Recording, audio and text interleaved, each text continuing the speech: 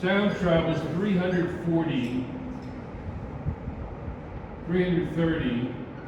meters per second at 0 degrees Celsius, okay? And for every degree, it's 0 point, then you can add 0.6 degrees per, no, 0.6, guys, we gotta stop. What? Well, because it's here then. I'm writing on the board. I'll turn away. Stop. Is this on? Is this on? Yes. Okay. So so that's basically sound. Sound travels 330 meters per second at 0 degrees Celsius. And then you add 0.6 meters per second per degree. So what happens is approximately, you mind if I do this? Is that all right? Approximately room temperature. Okay, if you keep messing, you can't keep doing that. Because it shakes, dude. Just let it, I understand, just let it alone. Okay, I appreciate your help. Okay? Approximately room temperature. The speed of light is 340 degrees Celsius. Oh, sorry, 340 meters per second. Now, on paper, chapter 25 is on waves, right? Right. So it's on sound and light. Okay, so we got to do kind of both, a little bit of each. Okay, yes? And this is speed of light, c, okay, equals 3 times 10 to the 8th meters per second. This is light. Okay? This is sound. We say V for sound, velocity. The speed of sound, velocity, is 330 meters per second at 0 degrees Celsius. It's approximately 0.6 meters per second per degree, and it's approximately 340 meters per second at room temperature. Light is very fast. Okay, so sound, 340 meters per second, that's at room temperature, and light is 30,000,000 meters. So it's very fast. Okay. There's some other differences with light and sound. Okay, there are some other differences with light and sound. Okay, there are some other differences, and those are that the first thing is it's very. Can I erase this down? Yes. Very significant. This is very significant. Okay, it's light.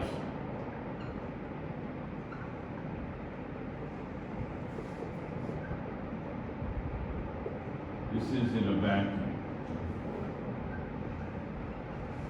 So light travels that speed in a vacuum. Clear?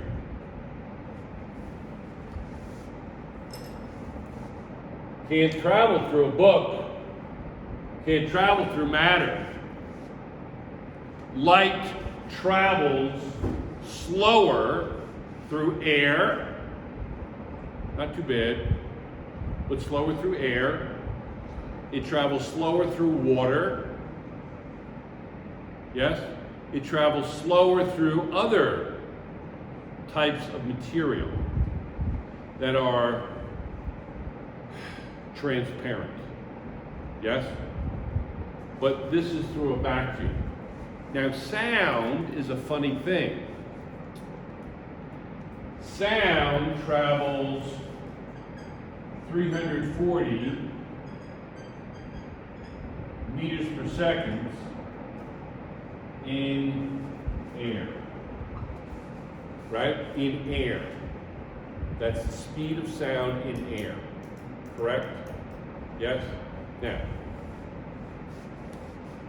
when sound travels The matter doesn't transfer. It doesn't travel. Okay? No! I am vibrating. This is exactly how it's going. I'm vibrating this air molecule, which is vibrating this air molecule, which is vibrating the next, the next, the next. So the sound travels through the medium, the matter, by vibrating, vibrate, vibrate, vibrate, vibrate, vibrate, vibrate, vibrate, vibrate, very quickly in succession.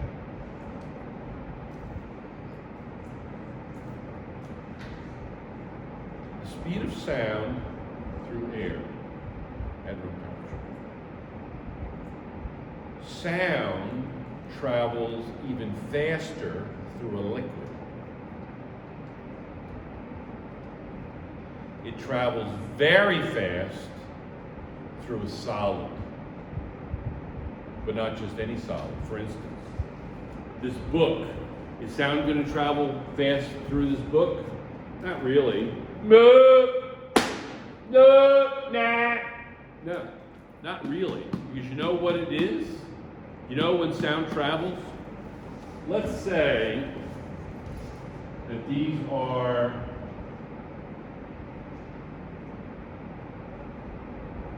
the molecules in the solid. So this will vibrate. And this vibrates this vibrates this vibrates this vibrates this vibrates this. Now, we've studied this.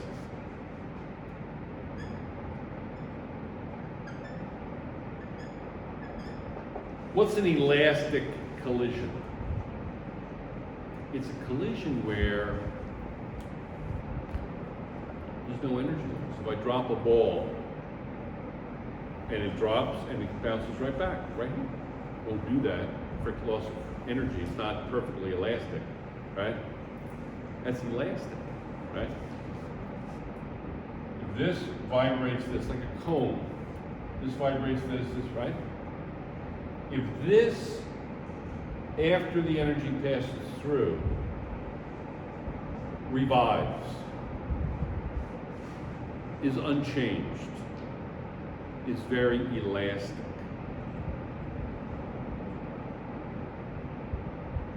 Sound will travel very fast through it, for instance.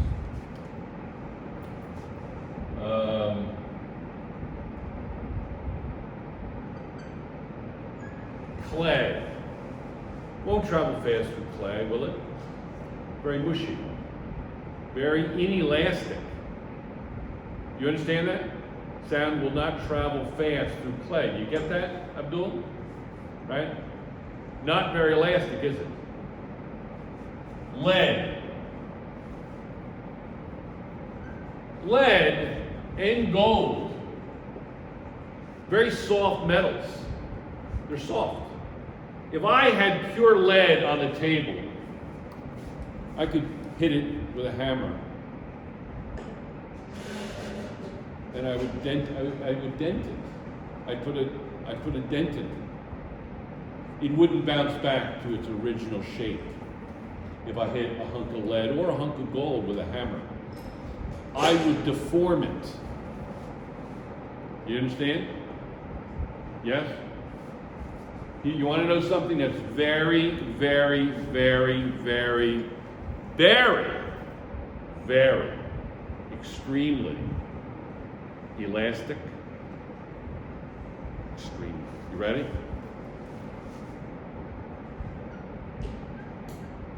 Steel. Iron plus carbon. Iron plus carbon plus chromium. Very elastic. You ever hear of bells?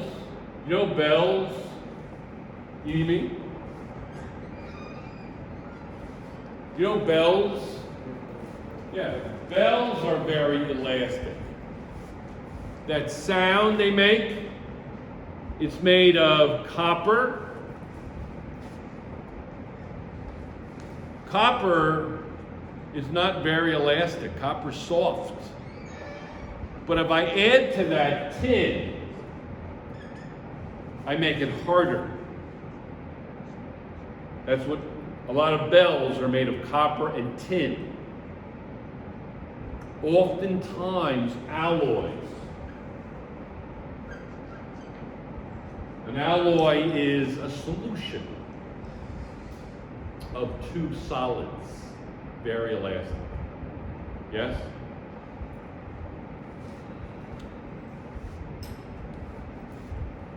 Can I erase this? I grew up in the United States. And first of all, you know me, I can't draw at all. But if this is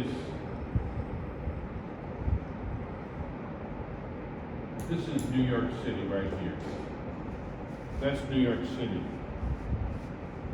This is New York City right here. There's a river, Hudson River. And this is a terrible drawing. But there's like a sand spit here.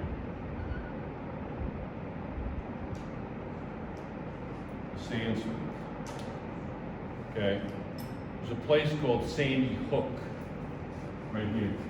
If you look on a map, it's called Sandy Hook. But I used to go to the beach here every day in the summer. Every day. To the point where it was sometimes difficult to get out of bed and go there. I'd go in the morning. And so, why is it significant that it's New York City? Well, you have ships out here.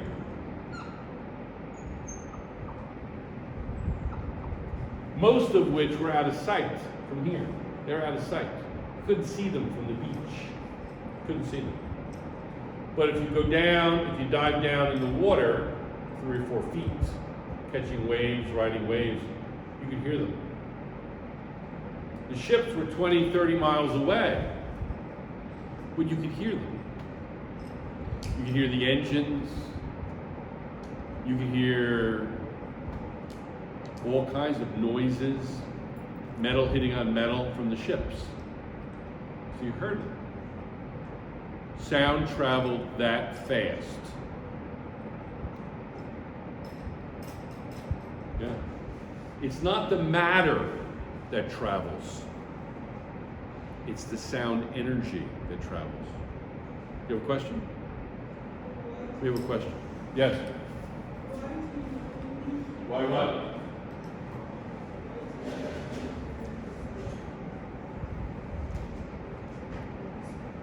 Why can't I hear it in the air? Well, the question is, why do I hear the sound in the water and not in the air? Because 2 reasons. 1, the energy dissipates very quickly in air. Air is actually not a great conductor of sound. It's not. The energy dissipates very quickly. The intensity of the sound travels, it dissipates very quickly. In water, it stays much more concentrated for a longer period of time and travels very fast. That's a great question, Zaytoon. Let me tell you something about sound. Let's say I have sound. Let's say there's a dot right here, right there. And that dot is in the middle of space. And it's going to make a sound. Right? That sound will radiate out like a sphere that's growing. Like this. So the sphere, it's a sphere like a big ball, it's going to radiate out. And you're going to have a wave front where it started, right? And it's going to, right? So I'm saying, I'm speaking. You hear that wave front very quickly because it travels so quickly, correct? But the intensity is inversely proportionate to the distance squared. See that? So the intensity of the sound, the loudness,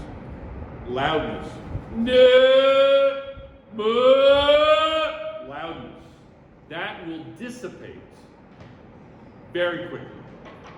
The dissipation of sound and light, by the way, is governed by this mathematical law. The intensity is proportional to the inverse square of the radius. That's the radius. Remember this ball that's growing? Yes? Yes? Okay, now. One more thing and then we'll have a demonstration. Okay?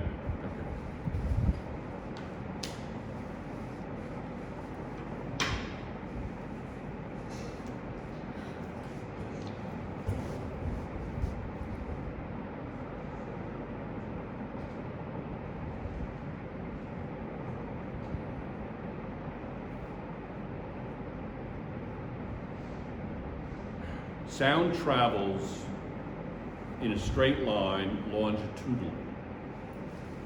In other words, it goes like this.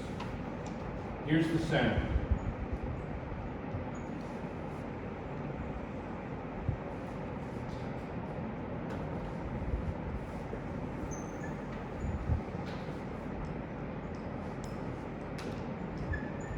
Okay?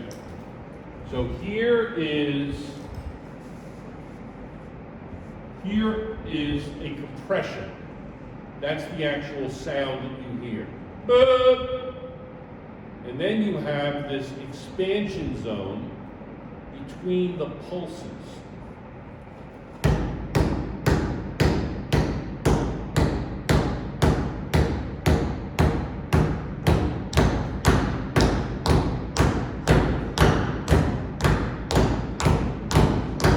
That's this. When you hear that bang, that's the compression. This compression. Compression, nothing. Compression, nothing. Compression, nothing. Compression, nothing. So this is the compression, this is the nothing. This is called a compression. This is called a rarefaction. Right? That's it.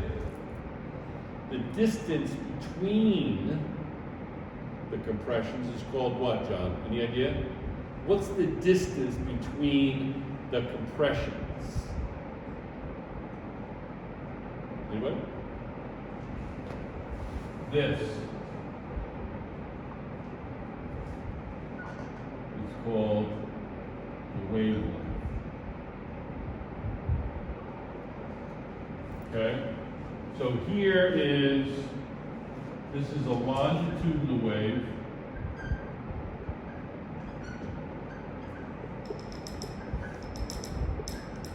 Right? It's a longitudinal wave. This is a transverse wave.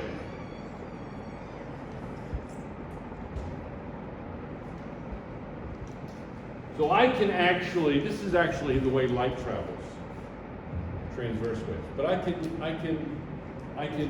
convert this to this.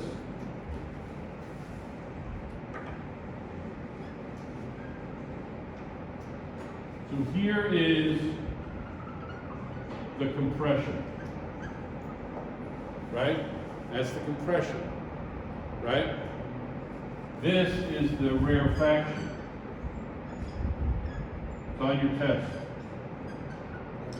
Here's the rarefaction. This is the compression. Nothing. Here. Go up here. This. That's the wavelength. Okay? This is actually light. I can convert between the two. I can. Yes? I can convert between the two. Now, the sound is traveling at a certain speed, right? How many wavelengths that pass per second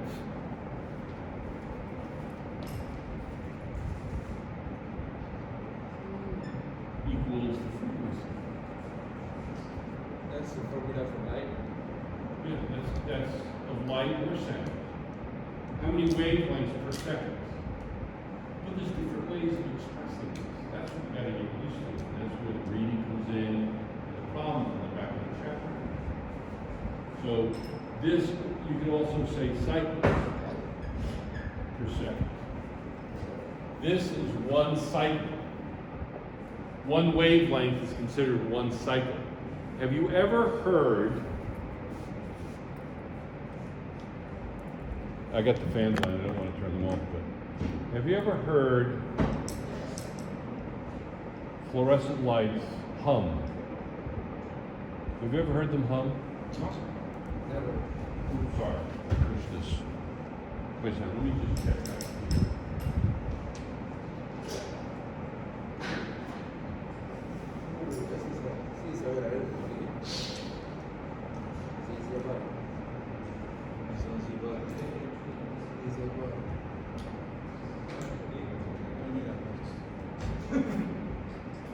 So you've been blessed by being around very good fluorescent lights. These are fluorescent lights right here. And if they have a bad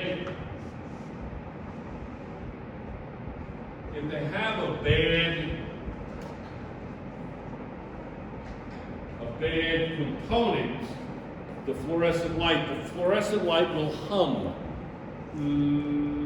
It will hum. And it hums at 60 cycles a second. 60 compressions a second. This is one.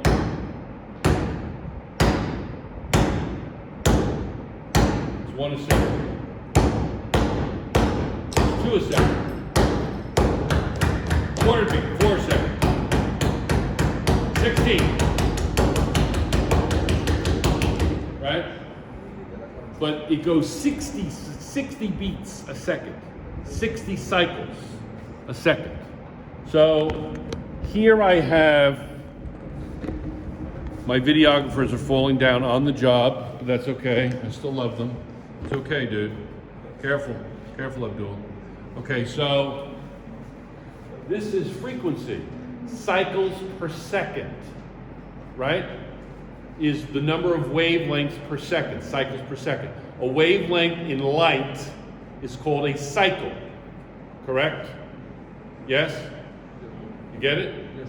Yes. Now, a cycle per second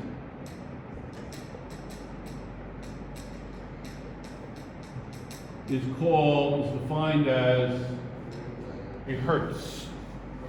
Hertz.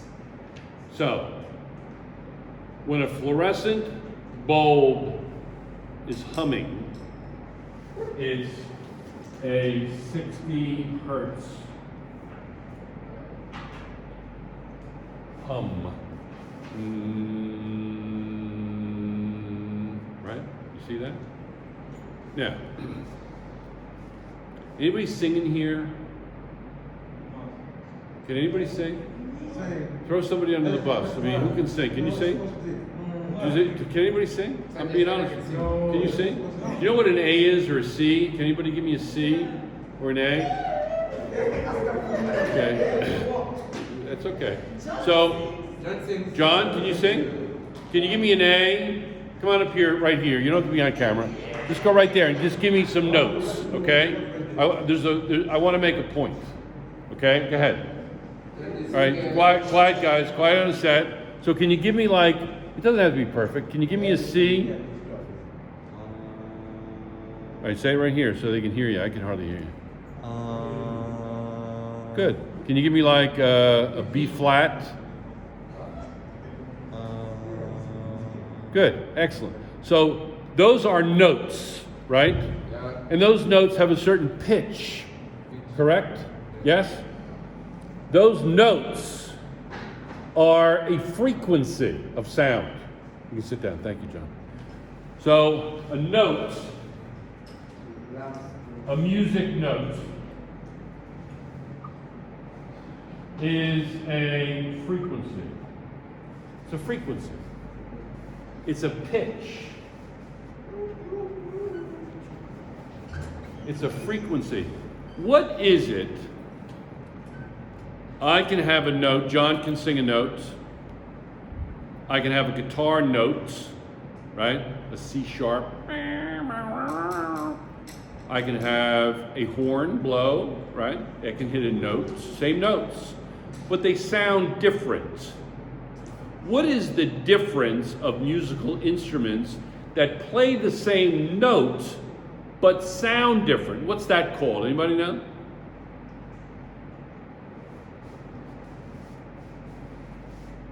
You ever hear this word before? Timbre, right? This is the phenomena that occurs with sound where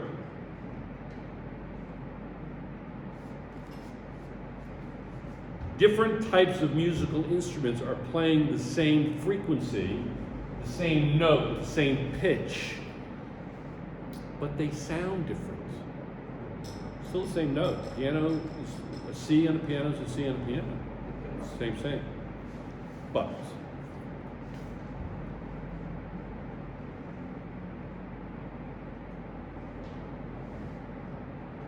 sounds different. What's that called?